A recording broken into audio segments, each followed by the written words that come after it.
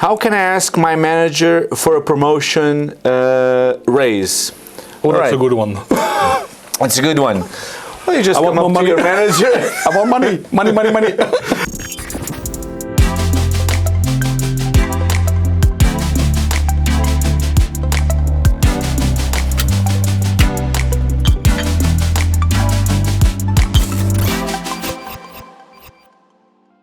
So, welcome to Coffee Break with Prime Group. Today we will be talking about career growth, and we have the pleasure to have Federico with us. Hi, Frederic. Thank you for having me. Pleasure to be here. It's a pleasure to have you with us. Who are you? Tell us a bit more about you. Well, my name is Frederico Van Der Kellen. I'm Portuguese, born and raised in Lisbon. I traveled a lot, and I have different experiences, both professionally and personal experiences throughout the years in several continents, in several countries. Great. I have an academic background in psychology. I'm also an executive and career coach, so I've been in contact with people throughout all my life, professionally speaking, and working directly with people, training or elevating their skills or potential. So there are a lot of other variables and nuances about surrounding my experience. And I've been told that also you did other things during your life, like traveling a lot. Yes, for work. yes. It's a passion since I was a teenager, and I always wanted to combine traveling with my professional experience. So if I could combine both, I always thought it would be not only a good way to grow personally as a human being, as a man, but also that all those experiences would help me a lot in my professional experience, being a coach or being a trainer or being a career developer or a career manager. So I always thought that all acquiring and experiencing all those life experiences and diversified experiences would give me like a strong let's say leverage and a strong overview of how things work in different cultures and different countries and dealing with different people, and all those experiences would help me in any role, any professional role that I would take on. Okay, great. So I always thought that, and so far so good. I think it was a good choice. So it's going well so far. Great. And now I'm back in Portugal since. So what is your role now? Back.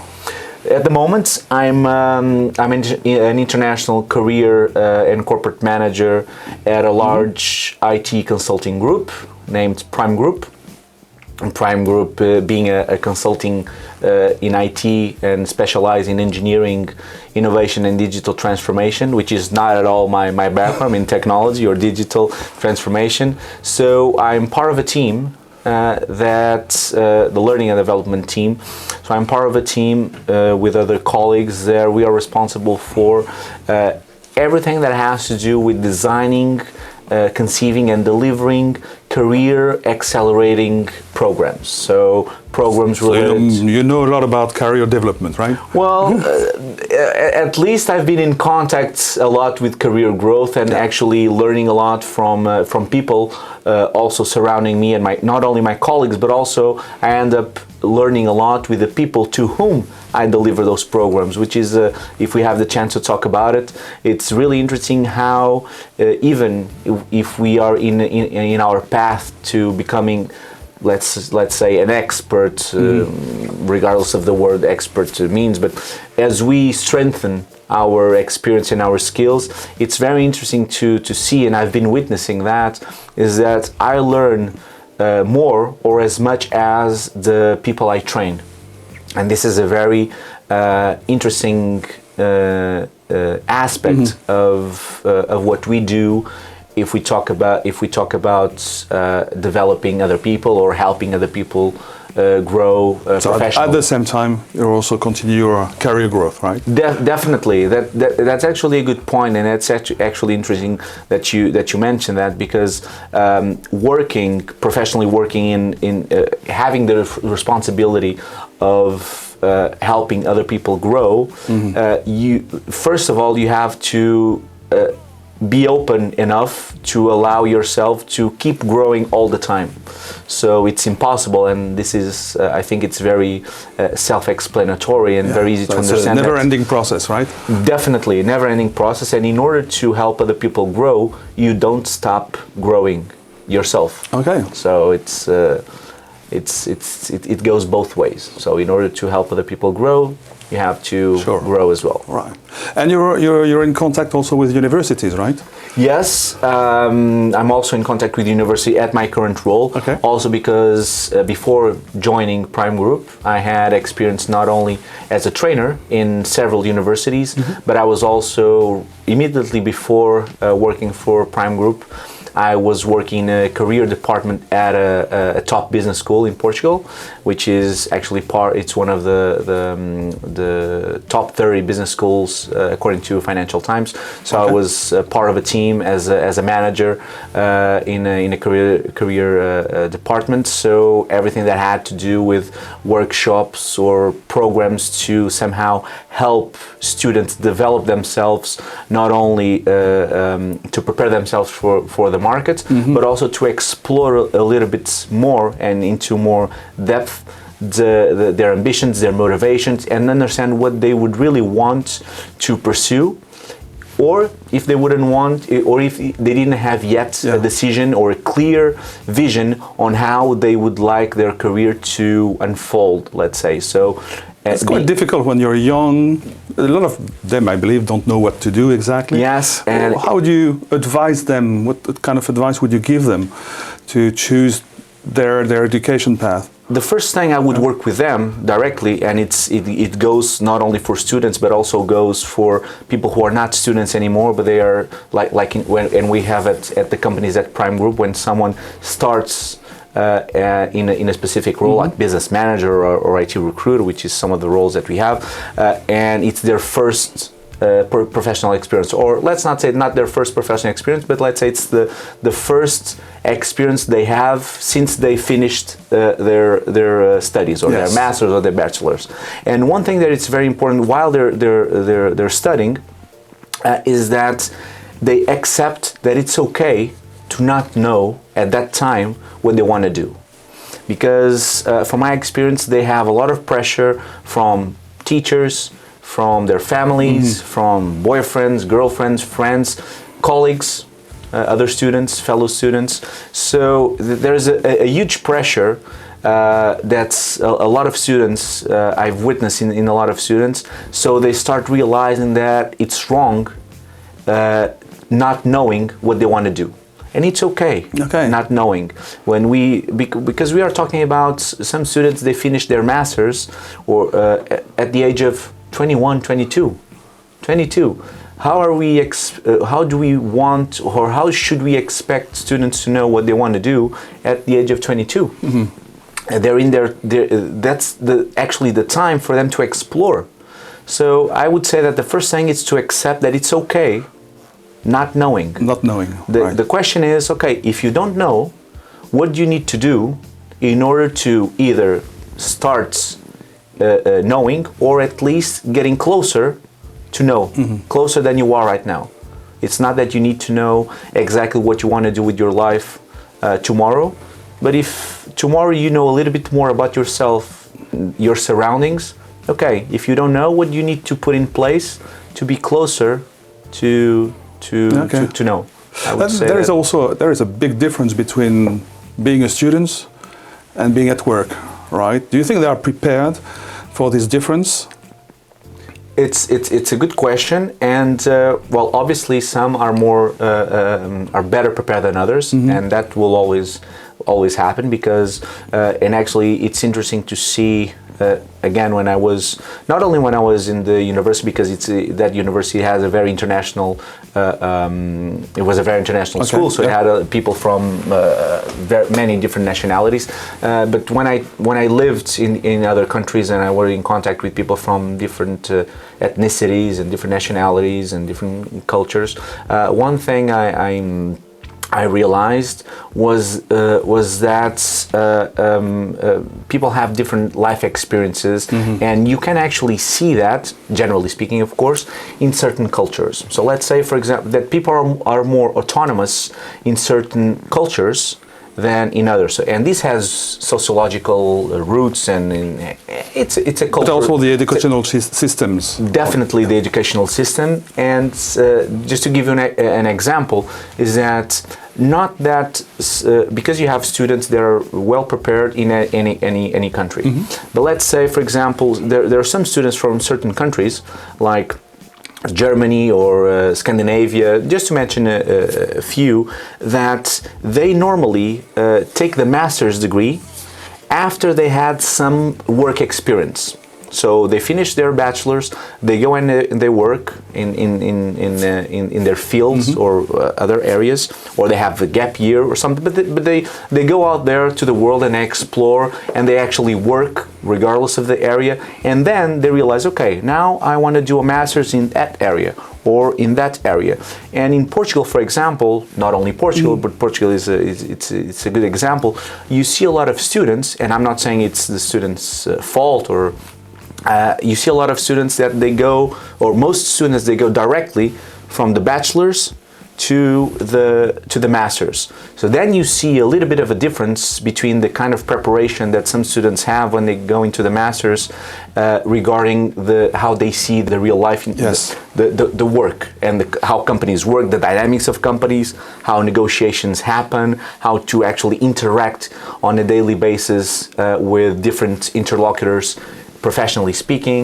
So you see that there's a difference in terms of confidence, in terms of knowledge, from students who go directly to the master's degree, or the ones who actually had let's say a break, or a break and or some experiences in the meantime. So you see that differences. So also, to answer your question, in terms of being more or less prepared for their life as professionals, there are differences for sure, and there's a big difference between studying and between what you learn and the content you learn at university and what you actually when you face a lot of theory versus a lot of theory reality versus reality. So there are a lot of things that they don't teach you at school at university. So and which is normal. So I would say that the real stuff come when they actually start working. Yes. All right. So would you say that the first choice that they make as a first job is important? Because you said that, okay, they don't know exactly what they want to do, or they will discover, and it's okay to be not proficient in the job. Still, how can the first job can be important, talking about career growth or in the future, the importance of the first choice, if it's a bad one, what can be the impact for the rest of your career life? Again, interesting question, and it's very important, the first experience. And by saying that the first experience is very important, I'm not saying that they have to get it right the first time. So because the first one is important, I have to get it right the first time. You're exactly. No, exactly. So also it's something that people, especially younger people, need to realize, is that not to fall into the trap of judging your decisions based on the end result. What I'm saying is, okay, I made this decision, and because the end result was not what I expected, that means that I did a bad choice. Not necessarily. So sometimes you can always learn. You always learn, and we don't need to think in binary terms. So it's not that the end result of that professional experience was not what I expected. That my choice in the first place of going to that company or accepting or applying for that role was not the right one, because there are a lot of other variables that come into place and then interfere with my career growth and my development. Just to give you an example. Imagine that I love what I do, and it happened to me being in roles that I actually loved what I was doing, but the team in which I was involved, I thought it was not helping me to develop myself. So So finding a right combination between your own satisfaction, just inner satisfaction, and also the satisfaction to be in the team, That, in yes, the role, in the company. because it's very important that you enjoy what you do, but as important or more important than enjoying what you do is with whom you do it. That's very important. So that's why a lot of people, their first experience, they can get either traumatized, or they can get, or they, if they get it right, and if they have an amazing first experience because they have an amazing manager, for example, and then they move to another role or another company or another project, and they tend to think that all their leaders or all their managers will be as the ones they had before. So and those are the things you cannot choose. You don't know actually if you're gonna get along with your manager, with your senior, and it takes only that in terms of the relationship or the empathy that you have with someone, or the lack of empathy that you have with someone, to actually interfere not only with your overall individual performance, but also it can and then I'm gonna say this, it can mess up. It can mess up with your head. So you can start thinking that, okay, this was not a good choice because of this and because of that, and it's very important that you analyze and you think that don't judge your future based on past experiences or the experience that you're having right now. So for good and for worse, for bad and for good. So choosing between, that's a tricky question. Choosing between a good role, a nice job, but not in a nice team, or not so interesting job, but in a very nice team, which should be the choice? Which choice would you? It reminds me the question of would you rather be poor and healthy? That's the same kind of question. Or rich and unhealthy. And I always answer rich and healthy. So an interesting job in a great team. But jokes aside, is that okay? Whether if you are very experienced or not that experienced, if you are more experienced, as you change jobs in job interviews, and when you're actually being interviewed by your future senior or recruiters, you gain more knowledge, so you understand a little bit of the culture of the company before actually joining the company. So you understand, okay, I think that I would like to work with this person. Also because not only you answer questions, but you ask more questions. When we start in our first jobs, we don't ask a lot of questions, or at least, well, this generation, and good, and well so, they ask more questions before accepting a job. Because there is always a difference between the explanation of a job and what is really the job. Yes, right? So there is always an element of surprise, and there is always an element of risk. What I'm saying is that you don't actually know the culture of the company or how that senior or that person will actually be while working with you. You don't know. There are some indicators or some hints that you can see and understand, and you will understand them better as you go along and as you have more experiences. But there is always an element of risk and surprise. So I would say that it also depends a lot on your motivations. What I can say is, and this is a very personal opinion, is that if we think in terms of energy that we have, being a resource that is limited, okay, and I'm talking about mental energy and psychological energy, so on, we tend to more quickly lose energy when we are working with people with whom we don't like, or we don't get along, or we don't respect, or with people that we think that hold us back. More than we waste energy doing something that we don't like. I understand that this can be debatable and depends on person to person, but I would say that sometimes we tend to, even if we don't enjoy a lot what we do, it's easier to cope with it. Imagine this scenario: you don't like what you do, and let's not put in terms that you hate it. but you actually don't. You don't enjoy it. But you really love the people with whom you work.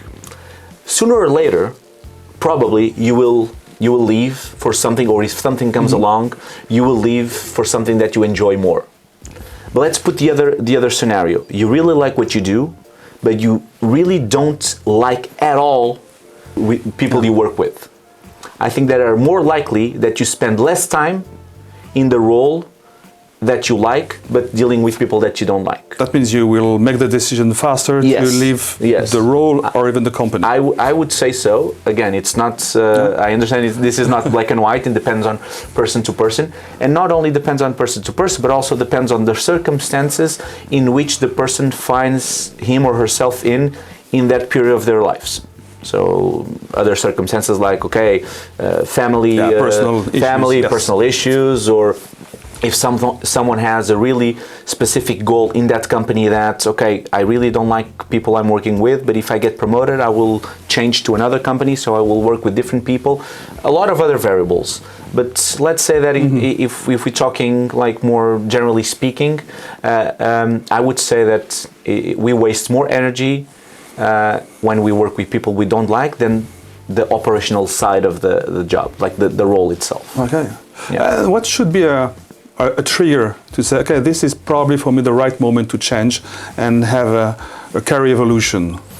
I would say that, and again, this goes again with, has to do with personality traits. So people are more open to change than others.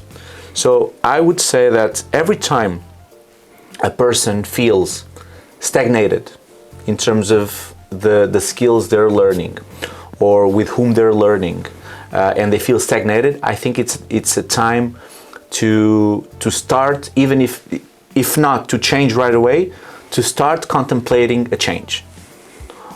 That can be internal change. Exactly, and can be when I say change. Exactly, when I say change, doesn't necessarily mean that you need to change. Like you need to quit that job or that company. That company, yeah. Or exactly, you can explore opportunities within that company or within that team. There is nothing holding us back in terms of proposing a new role that doesn't exist. And maybe there is a new role that I would like to talk to you about, to my senior, and I think I would be the person for that role. Why not? No one actually is close. So you need to dare asking. Exactly. Yeah. I was going to say that you always have the option of stay in your comfort zone or be more daring. To dare to do something different. If you always choose to do the same things over and over, you will not challenge yourself. And when you don't challenge yourself, you don't learn and you don't grow. So career growth is also a question of putting yourself at risk. Yes. In new opportunities, new challenges. Yes, definitely. So in order to challenge yourself, you need to test yourself. And to test yourself, you need to step out of your comfort zone. So I think that's not a recipe, but it's a good mindset to have that, I need to be honest with myself and actually realize that I'm not being challenged either by other people or I'm not challenging myself. That's the first step actually. Whether if other people are not challenging us, but we need to keep challenging ourselves. And if we are not challenging ourselves, sooner or later we will not feel fulfilled, and we will not have that sense of accomplishment or achievement that it's very important for. So it's an inner decision, right? It comes from yourself. Yes, definitely. And another point that I would like to highlight is that. As you have more experience, as you gain more experience, you start learning, or you start paying attention to the people with whom you want to hang out with. Hang out professionally. You're more selective. So you can tell a lot about a person by the friends he keeps, right? You can also tell a lot about a person by the people he works with. Now there's a catch in this, because your friends, you can choose your friends. The people you work with, you cannot choose the people you work with. You can choose to leave them. Exactly. That's the point. You can choose to either keep dealing with them or not. And I'm not saying that that's an easy decision or situation, Sure. because you have other variables and personal variables. But I think it's very important that whenever you question yourself, well, you should always question yourself, at different phases of your life, that you actually think, okay, the people I'm working with, am I challenging them? Are they challenging me? Yes, no, why is that? So ask these kind of open questions, open and closed questions, like, okay, how can I challenge other people? How can they challenge myself? Am I surrounded by people that actually know more than I do? Because you actually... So I learn from others. You evolve more if the more you deal with people who know more than you. Not about everything, Of course but not. always So it's also interesting to share with each other and bring to each If you always work with people, and you actually feel, and even if it's somehow true, that you know more about more things than them, sooner or later you will need to be more challenged and to actually work with people that actually know more than you. You will always find people who know more than you, so go for those people. Go for those people.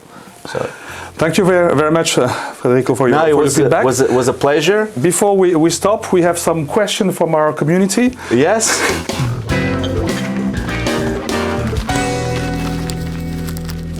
Pick one. A question from who? Community? From questions? the community. All right. And I have no idea. Okay. Again. Let's see.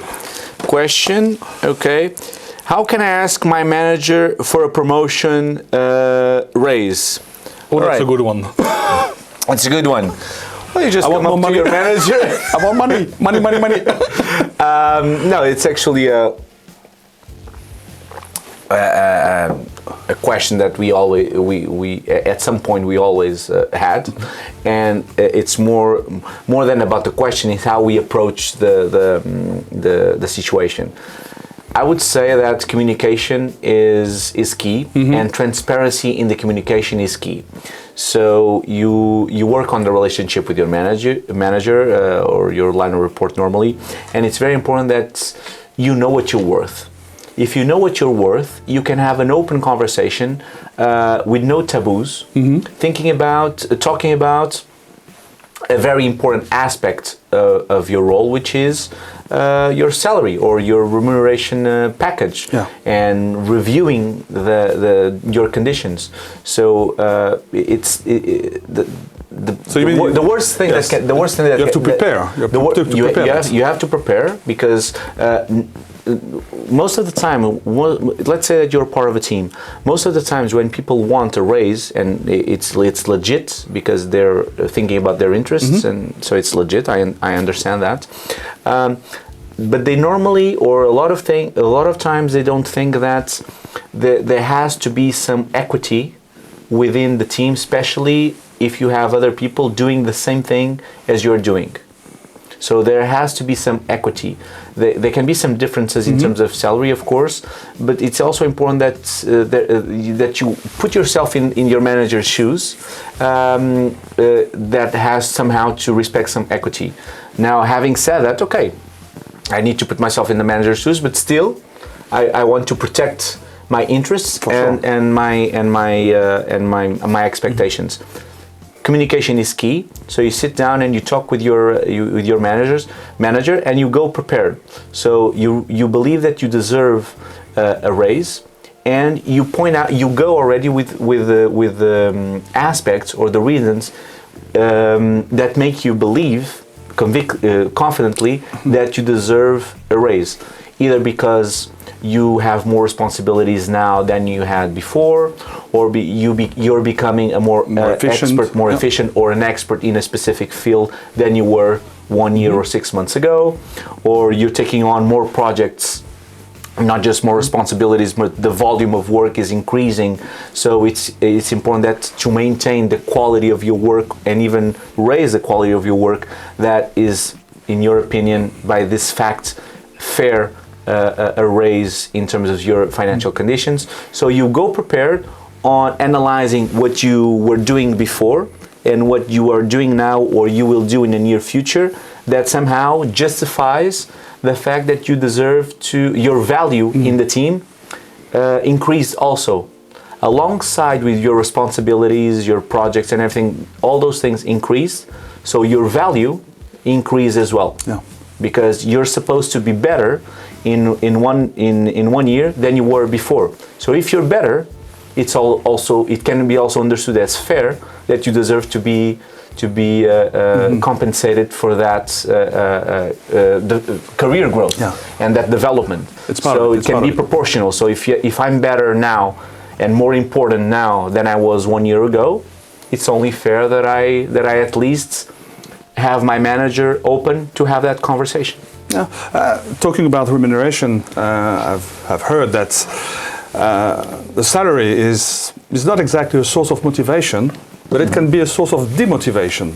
What do you think about it? Definitely, yes. So having a good salary is not enough to enjoy what you do. Yeah. But enjoy what you do with not the salary you think you deserve. Yeah. Will be a source of demotivation, right? Definitely, because it's the ultimate quantitative value that somehow you measure, represents what you're worth. Of course, that that's the thing. When we think I'm getting well paid or underpaid, or I'm making much more money, we are not choosing. Or we are not changing just because of the money, but it's what the money represents. And what the money somehow represents, quantitatively speaking, it's about our value. Yeah, exactly. So it's not about the money because I'm making 20,000 now, and before I was doing how people half. Recognize your value. It's what the money represents. Yeah. So when we accept a job offer, we have a financial proposal, and that it's good in our eyes, or bad. We are not going just because of the money. It's not just the money itself. What the money represents. So what the money represents in that person's eyes is their value. If we can talk about a value in terms of a quantitative or a number, that's what the money represents. So it's not just the money or the conditions. It's what the conditions represent. Okay. Yeah. So you would advise if you're happy with your job, you're just a bit unhappy with your salaries, to talk to your management. Yes. I'm asking the question because we see a lot of people leaving companies because they get a better salary elsewhere, but they never told their management about this issue. Like they accept a new job, but just because they are better paid. And you definitely, you should also talk to your manager about your salary increase, not only if you're unhappy with your current salary, even if you're happy with your current salary, if you think that it's fair, no, I'm happy with my current conditions. I just think there is the misalignment between, or I just think that for this and that reason, in terms of facts, I should be better compensated or better rewarded in terms of salary or prize or variable or whatever. So it's not just talking with the manager about the salary doesn't necessarily mean that you are unhappy or unsatisfied with your current conditions. You can be happy or you can be satisfied. It can be a matter of justice also, not just happiness. It can be a prejudice that people have that if I talk about salary, somehow my manager will think that I'm not satisfied. Well, it's just sometimes just to prevent unsatisfaction. I can even say occurs. I'm satisfied, and not because I'm making more money, I will necessarily be more satisfied doing what I do because I'm already satisfied.